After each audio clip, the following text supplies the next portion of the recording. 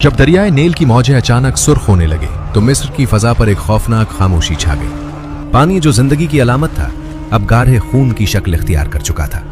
कुएं, नहरें, घरें, हर जगह एक ही मंजर था। लोग प्यास से निढाल थे, सांस लेना मुश्किल हो रहा था और ताफुन ने फिरौन के शाही महल तक को अपनी लपेट में ले लिया था।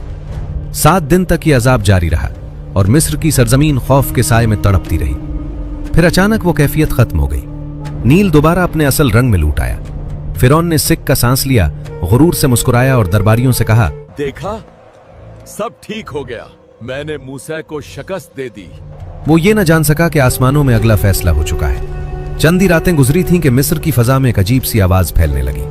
पहले पहल लोगों ने उसे किसी जानवर की आहट समझा, लेकिन जब सुबह हुई और सूरज तुलू हुआ तो आंखों के सामने नाकाबिले यकीन मंजर था। पूरा मिस्र मेंढकों से भर चुका था। घर हो या बाजार, बावर्ची खाने हो या गलियां, हर जगह अछलते कूदते मेंढक थे। खाने के बर्तनों में, बिस्तरों पर, बच्चों के कपड़ों में, हत्ता के फिरौन के महल और उसके तख्त तक पर मेंढक ही मेंढक नजर आ रहे थे। लोग सोते तो मेंढक चेहरों पर आ बैठते, खाना शुरू करते तो बर्तनों में छलांग लगा देते। सिपाही बदहवास भाग रहे थे। माएं अपने बच्चों को सीने से लगाए खौफ में कांप रही थी। ताफुन और दहशत ने पूरे मिस्र को जकड़ लिया था। आखिरकार फिरौन का गुरूर टूट गया। वो चीख उठा, मूसा को बुलाओ, फौरन बुलाओ। हजरत मूसा अलैहिस्सलाम दरबार में हाजिर हुए। फिरौन ने आजिज़ी इख्तियार करते हुए कहा, अपने रब से दुआ करो कि यह आफत हटा दे, मैं तुम्हारे रब पर ईमान ले आऊंगा। हजरत मूसा अलैहिस्सलाम ने अपने रब के हुजूर दुआ की और फिर रहमत इलाही से वह अजाब उठा लिया गया। मेंढक आहिस्ता आहिस्ता गायब होने लगे, गलियां साफ हो गईं और मिस्र की फजा में वक्ती सुकून वापस आ गया।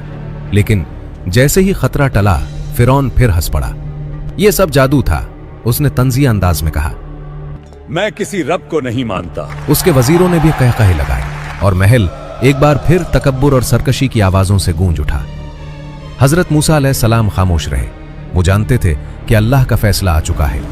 आसमान से ऐलान हुआ, यह कौम ईमान नहीं लाएगी, उन पर निशानियां पै दर पै नाजिल होंगी ताकि दुनिया जान ले कि रब सिर्फ मैं हूं और जुल्म कभी कामयाब नहीं होता। मिस्र की जमीन एक बार फिर खौफ, बदबू और अंधेरे की लपेट में आ चुकी थी और फिरौन अब भी अपने गुरूर में डूबा हुआ था। मगर आसमान पर एक और आफत तैयार हो रही थी, क्योंकि यह दास्तान अभी खत्म नहीं हुई थी। इसी कहानी का अगला हिस्सा कल की वीडियो में सुनाया जाएगा, इसलिए पेज को फॉलो कर लें। आपसे कल मुलाकात होगी।